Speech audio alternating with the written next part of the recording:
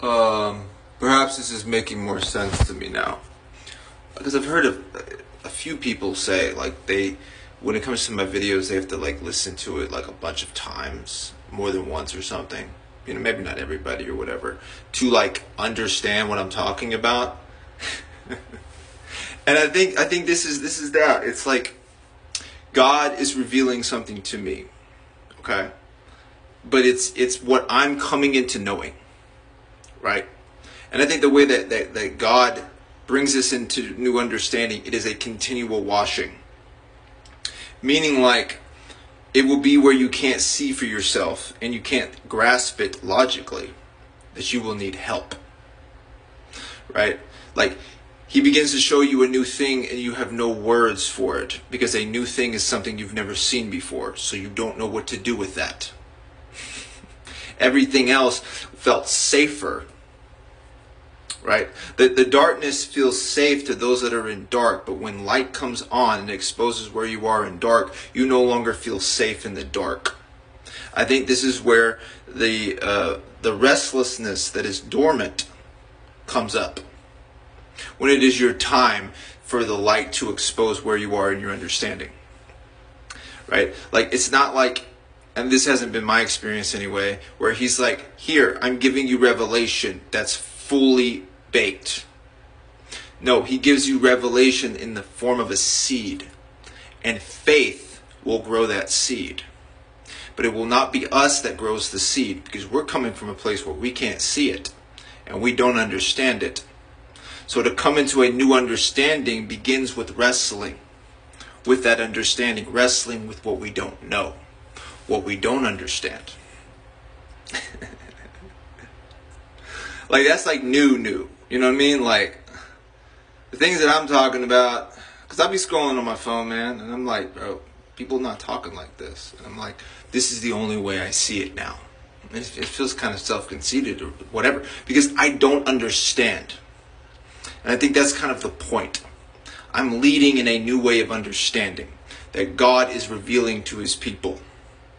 But it is very much not this answer-based thing. And so many people are going to dismiss it until it's their time. Until they are desperate and need enough and crying out for freedom in their heart that requires a pruning of an old understanding, an actual pruning of the understanding. I think we're going to try to prune off our sinful behavior until we are found shackled to religion, where we used to be a slave to whatever vice. Now we're a slave to religion, because now it's on us to do the pruning. We just don't understand.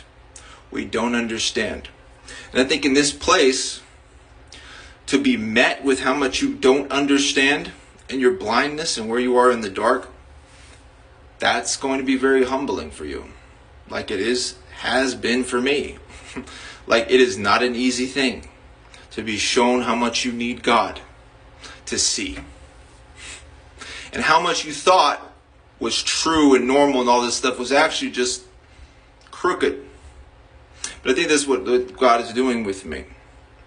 It's like, you're not meant to take it all in and understand it. I'm not giving you something that you can chew in one bite.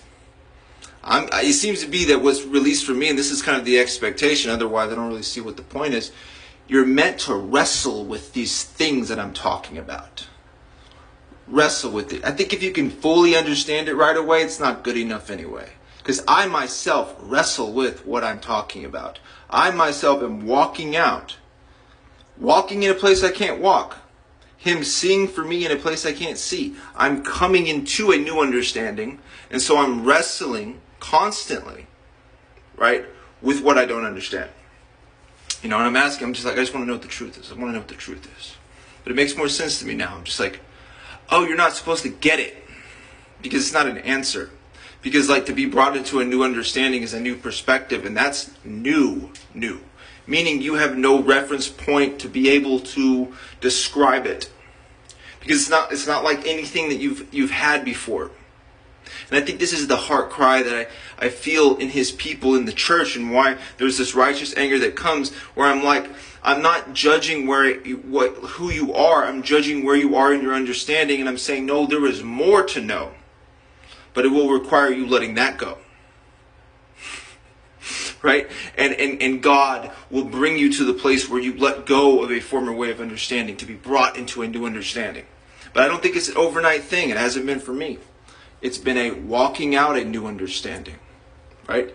If for the longest time, and I just had a video of this where it doesn't require any faith to believe you're lacking, because it seems like the whole world believes they're lacking. And so if the whole world believes it, it's in the air. And if it's in the air, then it's been normalized. And if that's been the air, the atmosphere, the oxygen that you have breathed, you don't know what it's like to breathe anything else. So you're not going to be able to breathe in the righteousness of Christ and your wholeness in Him in one go. It's going to be uncomfortable for you. It's going to bring up what you really have believed and where you've been in belief. It's going to bring up the darkness of your perspective. It's not fun, man. It's not a sexy thing. It's not a sexy thing to be exposed in that way. But I think this is where God has had me. Where I'm just I got to wrestle with this. But damn it, it's worth wrestling with. The other things, I'm I can understand that. Right? But now it's He has me in this place where I've moved too far into a new understanding where now the old understanding looks bizarre. Maybe you've experienced this, where what was dark and normal before was fine and it's nothing you would question, right?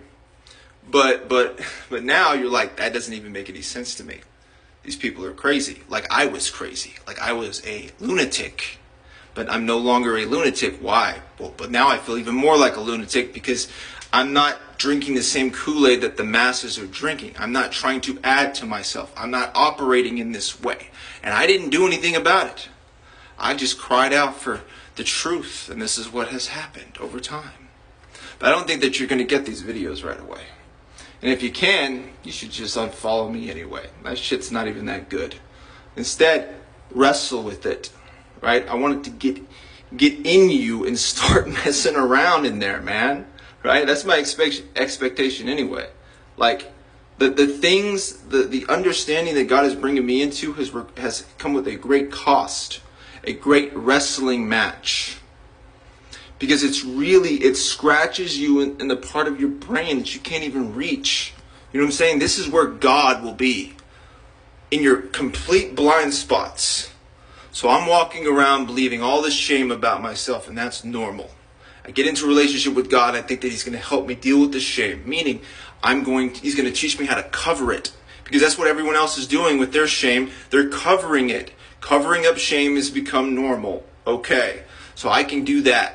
Now, covering up shame, boom, wrapped in getting closer to God. It's not like you don't have a desire to get close to God like I do, but your motivation, at least the self-motivation, is that of shame. It's that of lack. I believe so, right? But don't take my word for it. I'm just seeing this normalization of trying to cover up shame.